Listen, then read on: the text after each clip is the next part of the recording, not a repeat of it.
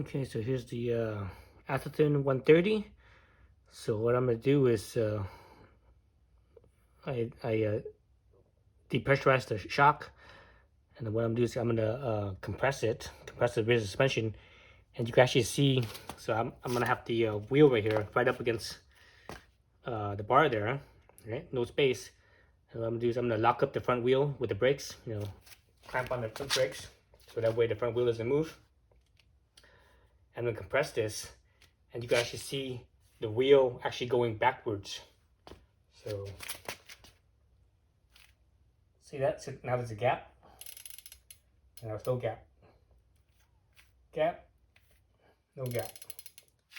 So basically the wheelbase grows. So that's a good thing. That's what you want.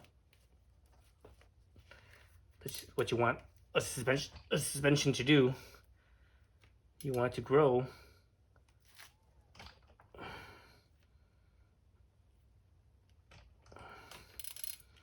And get grow and get longer.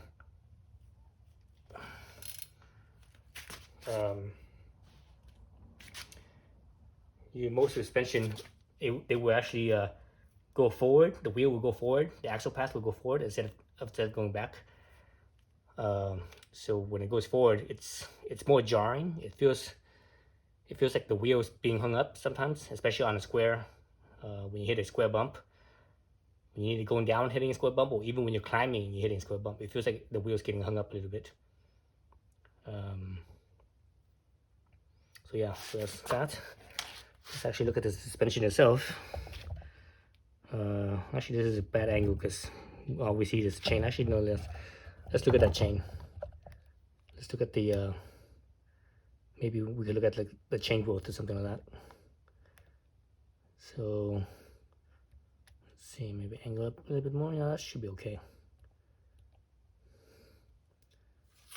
So again, I'm gonna hold the front brakes. Hold the front brakes down and compress this, and let's see how it looks.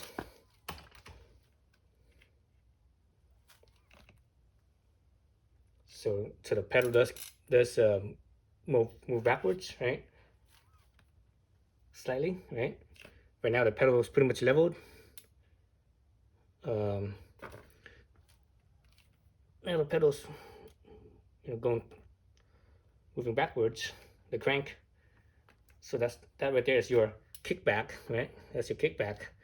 But the reality is that when you're actually moving, the wheel is always spinning forward, so the pedal doesn't really kick back. It's the wheel, instead of the pedal kicking back, the wheel's gonna spin forward some more. So you don't. So in reality, in practice, the kickback doesn't really do much. But that's, let me see what gear is that in. Let's see, that's the 1, 2, 3, 4, 5, 6, 7, 8. So that was 8th gear. Let me actually switch this to the top gear, so 12th gear. 12th gear, and let's see what happens. Okay. So that's 12th gear.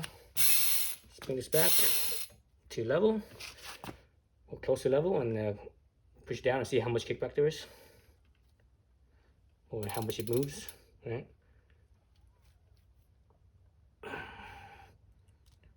So doesn't seem like much of a difference.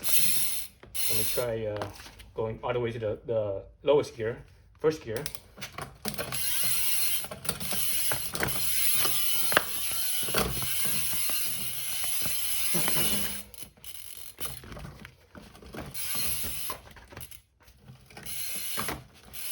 Okay, so that's first gear. All right, let's see how much kickback there is there, or how much it moves. Oh, so it moves a lot. Notice the like where the pedal spindle is, it's pretty much in line with the chain, or actually maybe a little bit below the chain. Yes, but in 12th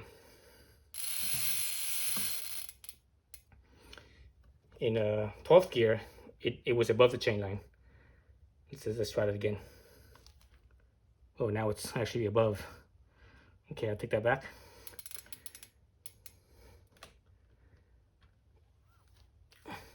It's below.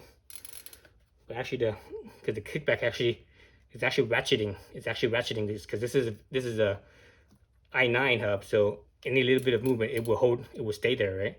So each time it kicks back, it's holding there. It's not gonna come back anymore. So that's the reason why I did that. But it does move a little bit more, I think, than there's more kickback in the low gear than there is first gear. And realistic, that doesn't really matter either. Well, actually, that might be a good thing because you're climbing. Let's say you're climbing, you hit a bump. Instead of the action, because the wheel's always moving, instead of the pedal kicking back, it actually, each time you hit a bump, it makes the wheel spin a little bit more, slightly more. So that would, in theory, that should help you. So maybe that's why this bike feels so good while it's climbing. I don't know. I mean, other bikes kick back too. So pretty much the majority of bikes, they have a kickback. The ones that don't really have a kickback, there's a few designs like, you know, like the high pivots and a few other ones, but most suspension designs have some amount of kickback, whatever little bit of amount there is. Let's see. Let's flip it around the other side, because this side the chain ring and chain is blocking the suspension, so we can't see it working. So let's flip this around. Oh my God, it's been hot in here in the garage today. It's like 90 degrees or something like that. Let's move this camera over. Okay. So let me show I'm in frame.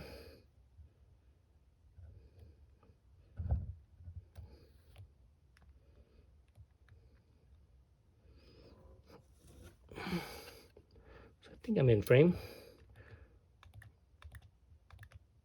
Okay.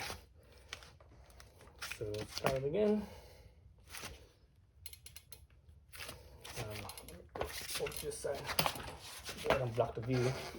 So let's go to this side, and I'm just gonna squeeze, or actually maybe get the wheel so that way it touches the stand right here.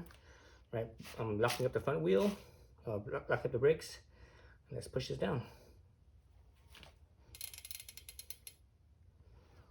So the horse link doesn't move much, right? The horse link in the back, there's not that much movement there, but it does move a little bit. Yeah, there is a little bit of movement there. Not a whole lot, but there is. When it compresses, this opens up a little bit.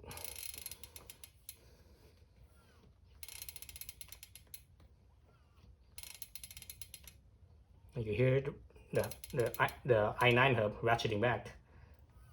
Again, it's in first gear right now. So then actually, let me switch it to 12th gear.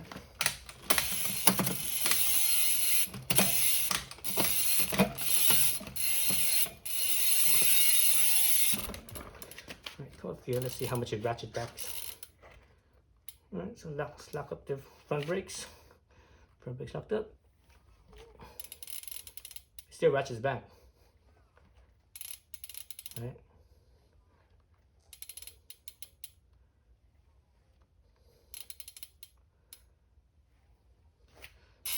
Get the crank out of the way so you can see the suspension working.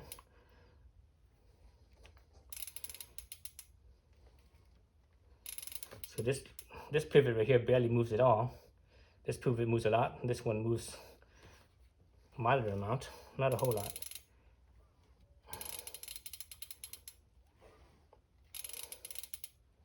Actually, these two move almost the same amount of angle, I think.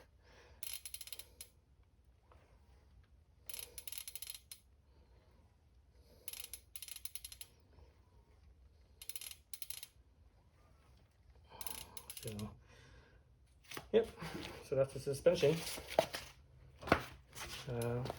The Atherton 130 Dave Wiggle 6 DW6. So again, I'm not sure what the 6 stands for. I'm not sure if it stands for 6 pivot points. So that's 1, 2, 3, 4, 5, 6. So this doesn't count as a pivot point because that's for the shock, and right here it doesn't count either because these two are for the shock. So again, 1, 2, 3, 4, 5, 6. So that could be the 6 points 6 pivot points, or it could be, let me see if it's actually a 6 bar. Let's count start at the chain state. So that's 1. So here's 2. Here's 3, 4, 5, 6. Oh, so 6 bars as well. 6 bars, 6 pivot points. So yeah, again, I'm not sure exactly what the 6 stands for. It could be, you know, both. It means both. But anyways, or is it the 6 design that Dave Wiggle came up with? So I don't think that's it though. I think it makes more sense to say 6 pivot points or 6 bar. Yeah, whatever the case, suspension is awesome. I actually just got a new the new RockShox Super Deluxe with the Super Deluxe Ultimate with the new this is the 2023 with the new what do they call it, the God, I can't remember what it's called, where it's about to bottom out and it resists. But anyway, so I want to see how this compares to the Float X. I like the Float X. It's a pretty good shock. I actually prefer the Float X over the Float X2. The Float X2 feels, I don't know. I think it has too many damn switches or things to mess with.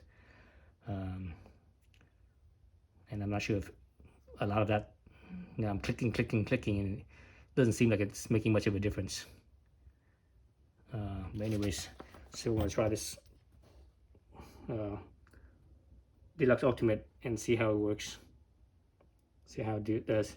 Also, I'm thinking about trying the was it the negative mag or whatever it's called, the bigger can, the negative volume can, a little bit bigger. So that way the initial suspension is a little bit more plush, but at the top end it's a little bit more more progressive, so it's a little bit firmer. But I'm gonna try it like this first and see how it does. Then I'll probably get that negative can. Anyways, thanks for watching.